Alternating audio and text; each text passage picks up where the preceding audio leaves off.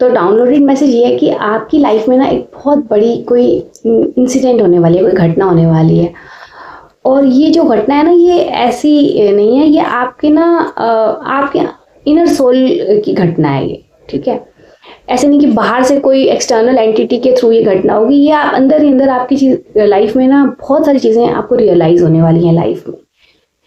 जो आप सोचते थे पहले, अब आप बिल्कुल उससे ऑपोजिट सोचने वाले हैं, ठीक है। जो भी आपके आसपास के लोग थे, रिलेटिव्स थे, रिलेशनशिप्स थे, अब आपके मन में ना कहीं ना उनके प्रति आपको थोड़ा ना डिटैचमेंट फील होने लग गया है। आपको अंदर ही अंदर कहीं ना कहीं एहसास हो रहा है कि ये सब चीजें ना कोई मायने नहीं रखती, क्योंकि at the end of the day ना जो हमारी ये मायने रखते हैं ना, वो हम खुद हैं। और हमारा उस खुद से हम जो खुद है, हमारा उस खुद से, उस ईश्वर से हमारा क्या नाता है, ठीक है। लास्ट डेस्टिनी तो हमारी वही है ना, उसको पाना। तो कहीं ना आपका ना ये जो चीज है ना कहीं मुझे ऐसी फीलिंग आ रही है, ऐसे मैसेजेस आ रहे हैं कि या जो भी ये व्यूअर्स ये सब देख रहे हैं ना, उनके लाइफ में ये सब चीजें शुरू हो गई हैं चलने, या बहुत जल्द होने वाली हैं। आप बहुत जल्दी फील करने वाले हैं कि लाइफ का जो आपका सोचने का नजरिया है ना, अब बिल्कुल टर्न हो गया है। पहले जो चीजें आपको खुशी देती थी, मेटेरियलिस्टिक चीजें, ठीक है, घर, गाड़ी, बंगला, ये सब जो भी हमारी होती हैं, ठीक है, वो सब तो जरूरी हैं आगे हमें जीने के लिए, लाइफ में आगे चलने के लिए। हम लोग कोई साधु तो है नहीं, ठीक है। और साधु लोग भी मुझे नहीं लगता वो खुश होते हैं, ठीक है।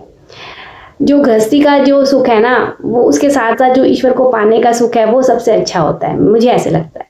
क्योंकि साधु जो लोग होते हैं, उनको कहीं ना उनके मन में गिला रह जाता है कि यार, कि अगर हम ऐसा कर लेते तो ऐसा ना होता।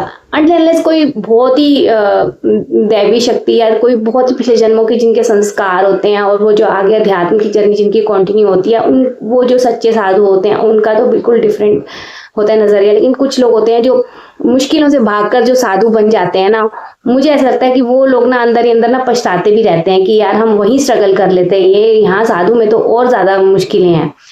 तो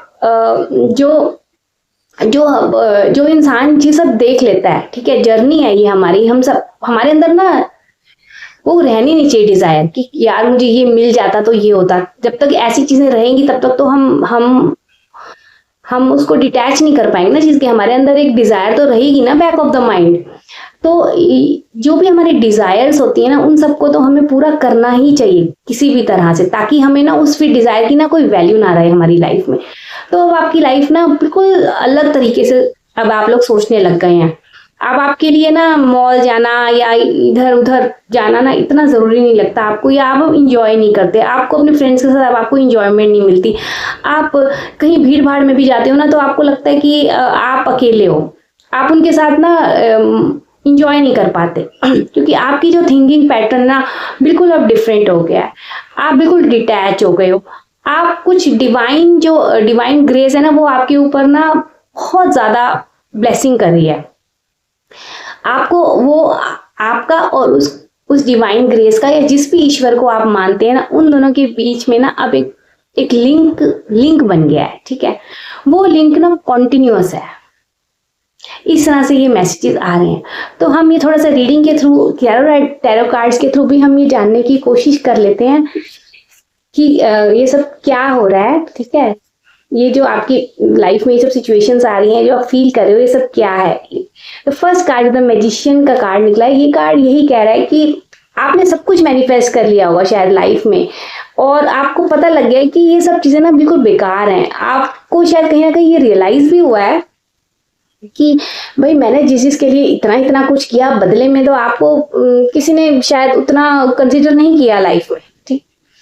तो इसका मतलब हमारे जो कर्म थे, जो हमारा प्रारब्ध था ना, वो चुकता रहता है, वो हम देते रहते हैं किसी ना किसी वे में, पैसे के थ्रू, इमोशंस के थ्रू, प्यार के थ्रू, या हेट के थ्रू, ये सब हमारे कर्म होते हैं जो पिछले जन्म के हमारे आगे तक कंटिन्यू होते हैं। लेकिन अब जो है ना आपका ना ये सब कर्मों से ना आपको कोई लेना देना नहीं। अब आपको लगता है कि बस मैं ना एक ईश्वर के शरण में रहूं और बस उसी को याद करता रहूं या करती रहूं।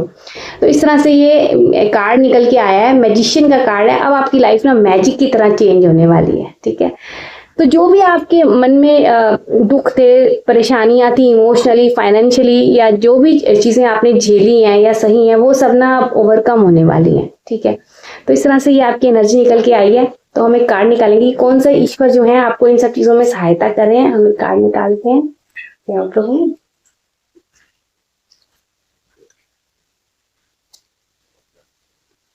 ये डॉन की एनर्जी आई है, मतलब ब्रह्म मुहूर्त। ब्रह्म मुहूर्त में आपको उठना है, ये गाइडेंस है एक तरह से, आप मान लीजिए। उषा जी जो है ब्रह्म मुहूर्त की गॉडेस है, देवी है, वो कह रहे हैं ब्रह्म मुहूर्त में उठ के आप ईश्वर को याद करिए। आपको बहुत सिग्नल्स मिलेंगे, आपकी लाइफ ड्रास्टिकली मैजिकली चेंज हो जाएगी। और आपको ना आप जो चाहोगे ना वो तो आपको इजीली मिलता ही जाएगा, ठीक है। फिर लेकिन अब आपको ना उन सब चीज़ों की कोई वैल्यू नहीं होने वाली। लेकिन आपकी लाइफ में वो सब जो मैनिफेस्ट करेंगे, मैजिशियन का कार्ड हमारा निकला था, जो जो आप मैनिफेस्ट करेंगे वो सब तो ऑटोमेटिकली होना ही है। पर उन सब चीज़ों की ना आपकी लाइफ में फिर कोई मतलब इतनी अहमियत नहीं होगी। आपकी लाइफ में सिर्फ अहमियत होगी वो ब्रह्म मुहूर्त में आपको उठना है, मेडिटेट करना है, और जो भी आपके इष्ट देव है ना उनको याद करना है। उसके बाद आपकी लाइफ में मैजिक होने ही वाला है, होना शुरू हो गया होगा। क्योंकि आपके अंदर से ना वो सब चीज़ें आ रही हैं बाहर कि यार अब मैं वैसी नहीं रही, मैं अब वैसा नहीं रहा, अब मुझे इन सब चीज़ों का कोई इंटरेस्ट नहीं है, कोई मतलब नहीं है। तो आपको सुबह सुबह उठ के जो हल्की हल्की सूरज की रोशनी जब शुरू होती है उसको नमस्कार करना है, उसको देखना है, और उसको देख के अपने ईश्वर को याद करना है और उस डिवाइन शक्ति से कनेक्ट हो जाना है। और आप देखिए आपका हृदय प्रफुल्लित हो जाएगा, आनंद में आप भर जाएंगे, ठीक है। तो this is the reading. Thank you so much. जय श्री राम। अगर आपको पसंद आई हो तो सब्सक्राइब करिए और जय श्री राम जरूर लिखिए कमेंट में। जय श्री राम।